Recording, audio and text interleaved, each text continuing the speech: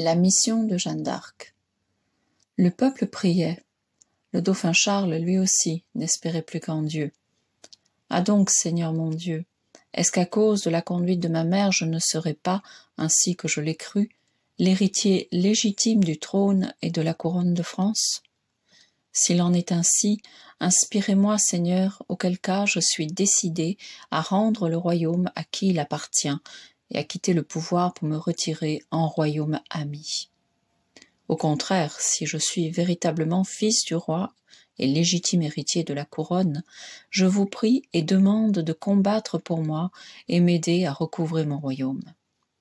Si les malheurs de la France sont arrivés à cause de mes péchés, qu'il vous plaise, Seigneur, de me punir tout seul, tout en m'épargnant rude prison et male-mort. Mais si ces malheurs sont la conséquence des péchés du peuple, veuillez bien apaiser votre colère et pardonner. Jeanne d'Arc, telle fut la réponse divine. Le 6 janvier 1412, écrit Monseigneur Debout, les habitants de Domrémy sont rentrés chez eux après avoir assisté aux offices de la belle fête de l'Épiphanie. Soudain, à chaque foyer, sans qu'aucun motif extérieur ait pu y donner lieu, un souffle d'allégresse pénètre dans les cœurs.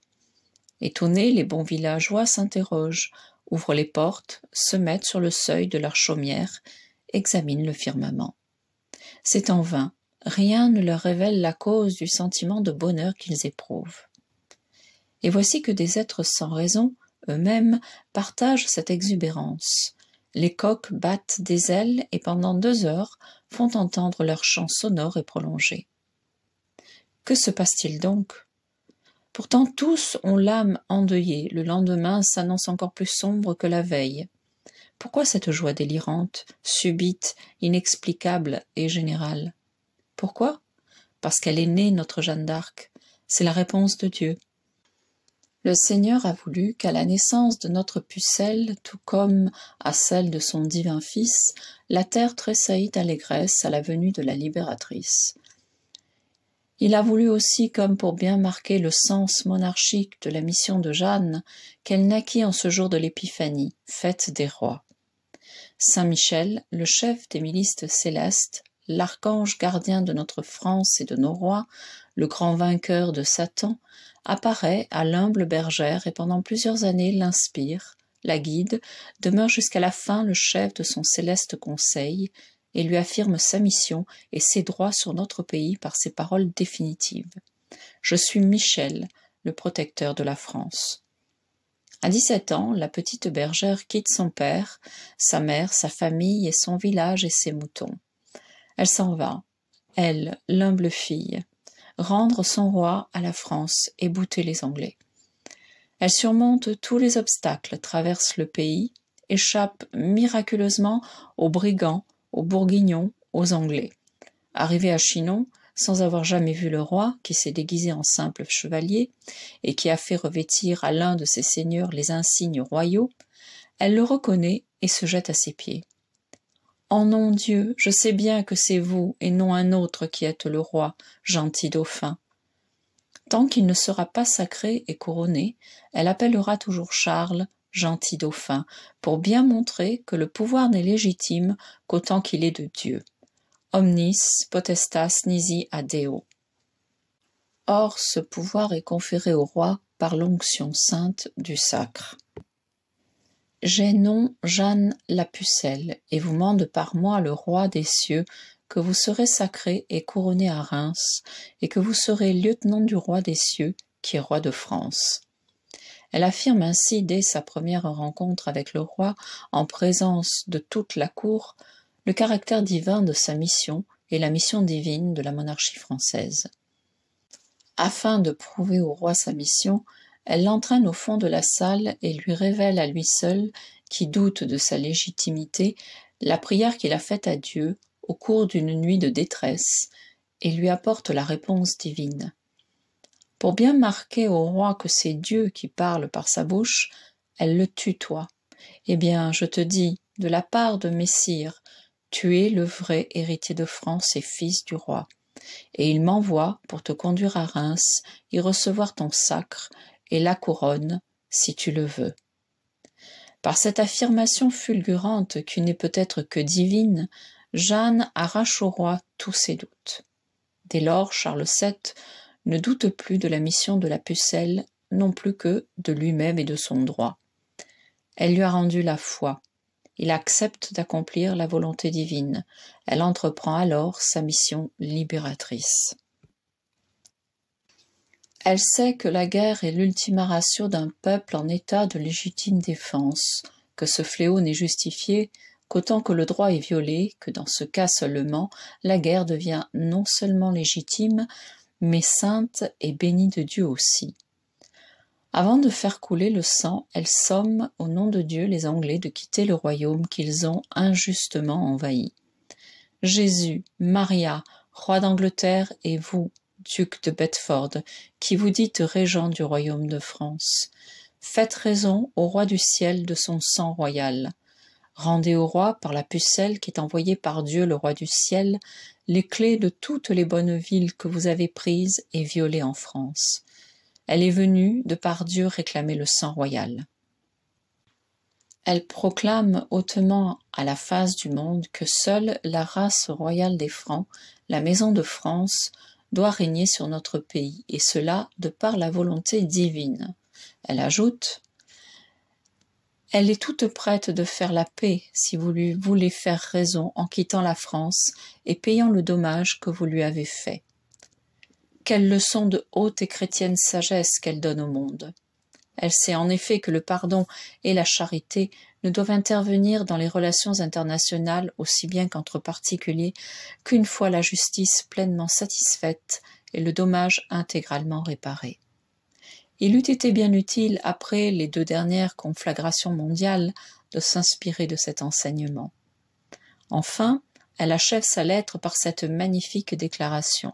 « Vous ne tiendrez point le royaume de France de Dieu, le roi du ciel, mais le tiendra le roi Charles, vrai héritier, car Dieu, le roi du ciel, le veut. » Affirmant ainsi que si le Christ est roi de l'univers, il est plus spécialement le roi de France, et proclamant au nom de Dieu que la loi salique, cette loi de succession au trône, qui a assuré la grandeur et l'unité de la France, doit toujours être respectée.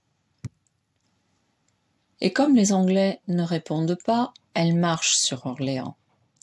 Avant la bataille, elle entend la messe et communie, et son écuyer, Simon Beaucroix, déclare au procès de réhabilitation. Je me rappelle fort bien que Jeanne recommanda à tous les hommes de l'armée de se confesser, de mettre leur conscience en ordre, que Dieu alors leur viendrait en aide et qu'avec son aide, ils obtiendraient la victoire. En la fête de Saint-Michel, patron de la France, elle délivre miraculeusement Orléans. Les jours suivants, elle met en déroute les armées de secours anglaises. C'est la miraculeuse campagne de la Loire. Dès lors, elle a suffisamment prouvé la réalité de sa mission. Elle va sur l'ordre express de Dieu par un acte officiel, solennel, public, authentique, et ainsi revêtu de toutes les formes légales d'un contrat, pour lui donner toute sa signification et sa portée aux yeux du peuple, renouveler le pacte conclu à Tolbiac et au front baptismaux de Reims, l'alliance du Christ et de la France. Gentil roi, il me plairait, avant de descendre dans le cercueil, d'avoir votre palais et votre royaume. « Oh, Jeanne, répond Charles VII, mon palais et mon royaume sont à toi. »« Notaire, écrivez, dit la Pucelle inspirée. Le 21 juin, à 4 heures du soir, l'an de Jésus-Christ 1429, le roi Charles VII donne son royaume à Jeanne. Écrivez encore. Jeanne donne à son tour la France à Jésus-Christ. Nos seigneurs, dit-elle d'une voix forte, à présent c'est Jésus-Christ qui parle. Moi, Seigneur éternel, je la donne au roi Charles. Jeanne interpelle les seigneurs, la cour, pour les prendre à témoin que c'est Jésus-Christ qui parle par sa bouche, et pour consacrer par leur témoignage et leur adhésion ce pacte qui lie non seulement le Christ au roi et le roi au Christ, mais le peuple de France tout entier dans la personne de son roi. Quelle est donc émouvante cette triple donation, passée en bonne et due forme par devant notaire. Elle est l'éclair fulgurant qui explique, éclaire, illumine, irradie toute notre histoire. Elle est l'acte capital qui consacre la raison d'être de notre pays. À la face de l'univers, elle proclame non seulement la royauté universelle du Christ sur le monde et plus particulièrement sur notre patrie, mais aussi la mission divine de la France et de la Maison de France. Car cet acte a une portée générale, ce n'est pas seulement à Charles VII que Dieu confie le royaume. En sa personne, c'est à toute la race royale pour bien montrer que la race royale est aussi inséparable de la France, que la France est inséparable de l'Église et du Christ. Le père Hérole écrit de ce véritable contrat qui fait du roi de France le lieutenant du Christ. Si Charles VII et ses successeurs avaient compris, ils auraient fait enchâsser le merveilleux parchemin dans l'or et la soie. Ils l'auraient entouré de pierres précieuses, car elles n'avaient pas dans leur trésor de diamants comparables. Ils l'auraient relu et médité tous les jours. Non seulement il serait aujourd'hui sur le trône, mais l'univers serait dans les bras de Jésus-Christ, et ce serait la France qu'il y aurait placée. L'alliance étant renouvelée entre le Christ et la monarchie, Jeanne d'Arc peut conduire le dauphin à Reims. C'est à Reims maintenant qu'il me faut vous conduire. Venez donc au plus vite prendre la couronne à laquelle vous avez droit. Mon conseil me tourmente on ne peut plus là-dessus. C'est donc bien la volonté de Dieu que le roi soit sacré et sacré à Reims. Nous n'insisterons pas sur l'importance de ce fait, le lecteur connaissant déjà toute la signification du sacre par l'un des chapitres précédents.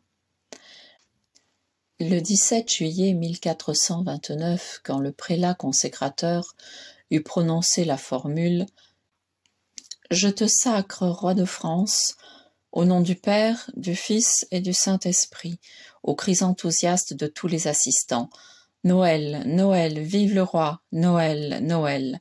Jeanne, en larmes, se jette aux pieds du roi. Gentil prince, maintenant est exécuté le plaisir de Dieu, qui voulait que vous vinssiez à Reims pour y recevoir votre digne sacre, montrant que vous êtes le vrai roi et celui auquel le royaume doit appartenir. Très justement, Monseigneur de Lassus écrit « En dehors de la race de David, jamais dynastie n'a reçu une pareille consécration. » Le jour même, elle écrit au duc de Bourgogne pour lui demander de faire la paix, car « vous fait à savoir de par le roi du ciel, mon droiturier et souverain seigneur, pour votre bien et pour votre honneur et sur votre vie, que vous ne gagnerez point de bataille à l'encontre des loyaux français, et que tous ceux qui guerroient au dit saint royaume de France guerroient contre le roi Jésus, roi du ciel et de tout le monde. » Sa mission est terminée. Elle a sauvé la France en lui rendant son roi. Elle a consacré la mission divine de notre pays et de notre monarchie. Elle a sauvé la chrétienté, car en boutant l'anglais hors de France, elle a empêché le protestantisme, qui devait sévir en Angleterre au siècle suivant, de triompher de l'Église. Elle a proclamé la royauté universelle du Christ. Et les portes de l'enfer ne prévaudront pas contre elle. Une fois de plus, Gesta Dei per Francos. À la mission de Jeanne, il manquait encore une chose, l'auréole du sacrifice et du martyre, la prison, le procès et le bûcher de Rouen. Comme le Christ, elle est trahie, livrée à ses ennemis, insultée, traînée devant un tribunal ecclésiastique. Pour tous deux, pas d'avocat, pas de débat contradictoire. Leurs juges sont leurs pires ennemis. Jeanne en appelle au pape. Il ne l'entend pas. L'épiscopat l'abandonne ou la trahit.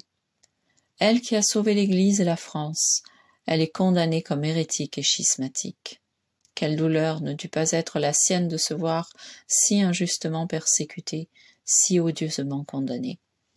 C'est seulement après qu'elle eut consommé son sacrifice jusqu'au martyre que la France fut complètement sauvée, comme le monde le fut par la mort du Christ. Mais pourquoi tant de haine, tant d'acharnement contre Jeanne ? Parce que tous les ennemis de la France et de nos rois voulurent atteindre en elle le principe divin de la monarchie française. Or, pensèrent-ils, quoi de plus efficace pour discréditer ce principe que de faire condamner comme hérétique et sorcière celle qui était venue le sauver et le confirmer au nom de Dieu. Oui, vraiment, notre Jeanne est la martyre par excellence du principe divin de la monarchie française. Un dernier mot encore sur Jeanne. Toutes ses prédictions se sont réalisées jusqu'à ce jour. Or, le samedi 10 mars, lors de son procès, au cours de l'interrogatoire de Cauchon, elle a dit que la couronne de France durera 1000 ans et plus. Jeanne a prédit que la France accomplirait un jour pour le salut de la chrétienté un exploit grandiose qui dépasserait tout ce que l'univers a vu jusqu'ici. Le monde sera donc un jour le témoin de cette entreprise merveilleuse qui surpassera les croisades et les pentes. Et pour l'accomplir, il faut bien que la France se relève et reprenne sa noble épée de Dieu. Lors de la mort de la pucelle, au milieu des flammes du bûcher, le Saint-Esprit s'envola, sous la forme d'une colombe, pour bien marquer qu'il inspirait et habitait l'âme de la Vierge martyre. Malgré l'acharnement des bourreaux et les ordres des Anglais, jamais le cœur et les viscères de Jeanne ne purent être consumés, et ce cœur qui incarnait si intensément celui de la France continua à battre au milieu des cendres.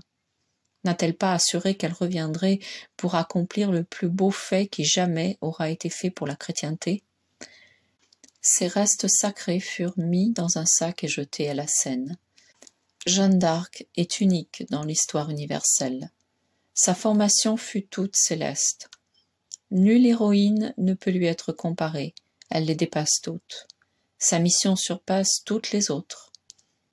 Après la Vierge, Mère de Dieu et corédemptrice du genre humain, la pucelle est la créature la plus merveilleuse qui ait jamais paru ici-bas. Les fautes des derniers Valois entraînent leur châtiment. Au siècle suivant, les derniers Valois abandonnèrent leur rôle de fils aînés de l'Église. Ils vont être châtiés dans leur descendance.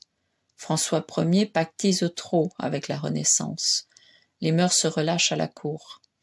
Il tolère que sa sœur favorise les protestants, et lui, le roi très chrétien, il fait alliance avec les infidèles. L'unité morale de la France est rompue, et peu à peu le pays s'achemine vers les guerres de religion. Les répercussions de cette brèche faite dans l'âme française n'ont jamais cessé depuis lors de se faire sentir. Voilà pour l'intérieur. À l'extérieur, ce sont les désastres de Pavie. Tout est perdu fort l'honneur, et cette ruineuse lutte de la maison de France contre la maison d'Autriche, qui ne prendra fin que sous Louis XV. Quant au règne d'Henri II, il est marqué par l'humiliant traité de Cateau-Cambrésis, en juin 1559, par lequel le roi, pour conserver Calais et les 3 évêchés, devra abandonner 189 villes ou châteaux fortifiés au-delà des Alpes ou dans les Pays-Bas et tous ses droits en Italie. À la mort d'Henri II, c'est Catherine de Médicis qui exerce le pouvoir en faveur des protestants, beaucoup plus que des catholiques. Elle est, à l'avance, le portrait frappant de nos libéraux, dont toute la conduite se résume ainsi: mettre la vérité et l'erreur sur le même pied, c'est-à-dire favoriser l'erreur, qui n'a aucun droit, aux dépens de la vérité qui les a tous. Catherine de Médicis veut tenir la balance égale entre les catholiques et les protestants, entre l'Église de Dieu et ceux qui incarnent l'orgueil humain en révolte contre Dieu. Résultat, les guerres de religion précipitent la France dans un flot de sang. Comme toujours en pareil cas, les ennemis de l'État, les protestants, font alliance avec leurs corps légionnaires d'Angleterre et d'Allemagne. À la guerre civile s'ajoute la guerre étrangère. En 1589 s'éteint la 2e branche, celle des Valois, de la même manière que la première. 3 frères se succédant également l'un à l'autre sur le trône disparaissent sans laisser d'héritier mâle. Ce sont les fils d'Henri II. Mais cette fois, le châtiment s'aggrave. La coupe des abominations a encore plus débordé que la première fois. Il faut que l'expiation soit plus accentuée. Outre leurs scandales et leurs mœurs infâmes, les derniers Valois ont amoncelé des crimes. Charles IX meurt bourrelé de remords des massacres de la Saint-Barthélemy qu'il a ordonnés. Et Henri III après les assassinats qu'il a lui-même perpétrés au milieu d'orgies et de criminels débauches, meurt assassiné après que les délégués de la nation lui avaient retiré son pouvoir royal. Deuxième avertissement à la race royale capétienne. Cette fois, il n'y a de châtiment que pour la dynastie, car la nation a fait son devoir. Si le roi a oublié le sien, les catholiques, moins veules que de nos jours, ont constitué la Ligue et défendent les droits imprescriptibles du roi du ciel qui est roi de France.